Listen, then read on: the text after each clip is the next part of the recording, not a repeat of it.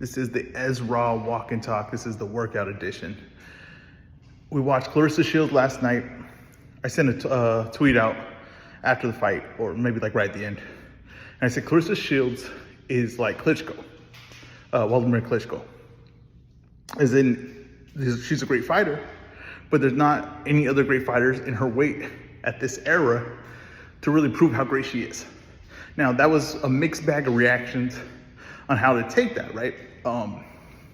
Some people took it as an insult. Some people took it as I was being I was praising her too much, right? And her skills and stuff like that.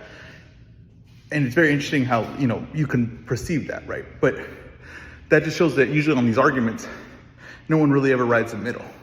Everyone kind of just picks a side. I'm either to the extreme this way or to the extreme the other way, right? No, she sucks. She can't sell, which has nothing to do with anything, right? Or the other person's like, no, she's great. She's beating everyone that's there. Quit putting her down, right? And it's interesting because one thing that we kind of don't talk about in boxing, or we don't talk about the importance of it, is the era that you're come up in and how important it is to have people that are great just like you to be able to match up against, right? We're finally going to get Terrence Crawford versus Errol Spence. And the importance of each other to each other's career, it can't be over-exaggerated. This is the guy, right? These are two guys that have proven to be great against all levels of competition. They have proven to be great, except they have proven to be great against guys that are it's talked about as equally as great, right? As guys that could be legends in the sport, they have yet to fight that guy, and that's one and another, right? Sugar Ray Leonard was born in an era of all great fighters, right? A lot of legends, all-time greats. And he was able to prove himself how great he was against those guys. It's almost fortunate to be born in that time. But then you got the other case, right? Like a guy like Tommy Hitman Hearns, right? Thomas Hitman Hearns, who was also born in that same era, Sugar Ray Leonard, and is an all-time great. But because he was born in that era with all these great fighters, he took some losses, right? Took some defeats. And now that kind of like knocks his stock almost in a way, a little bit, right? When if maybe he would have been in another era, right, where there were all-time greats, but wasn't all these legends, he would have dominated. And we would have looked at him maybe just a little bit different, right? We wouldn't have had all these answers, So we would have said, maybe he would have beat all these guys, right? You would have looked at him completely different just by the era he was born in. But because he was born in the era of Sugar Ray Leonard, born in the era of Marvin Hagler, right? You kind of know where to place him. And you guys like Errol Spence and Terrence Crawford, to this point, we kind of just had to speculate on how great they were. And you could say, no, they were nowhere near these guys' levels, right? Because they never faced anyone like that. Or you could say, oh, they were better than them, right?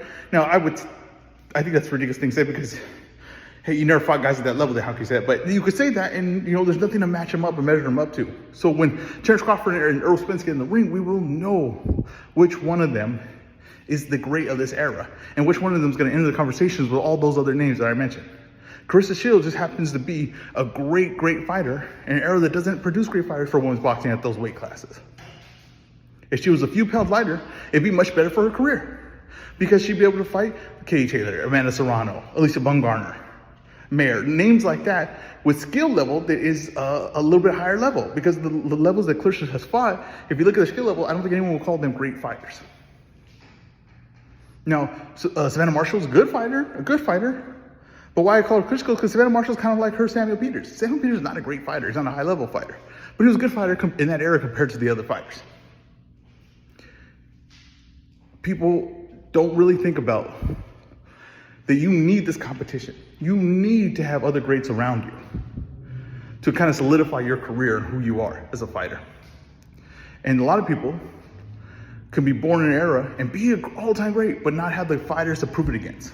And they might have to go chase them. They might have to go move up in weight class or try to drop down in weight class. Either way, just trying to make something happen. And some fighters are fortunate to be great and be born in an era and be able to fight all of them and be able to prove it. Or some fighters might be great, but be born in another era with an all-time great and just have to play second fiddle to him. It's a very interesting conversation. Claressa Shields made me think about it. Rhodes, the boxing writer on Twitter, he made me think about it when he brought it up and how great Hitman Hearns was. But he's kind of in his era, kind of pictured like as number 3, right, of those guys.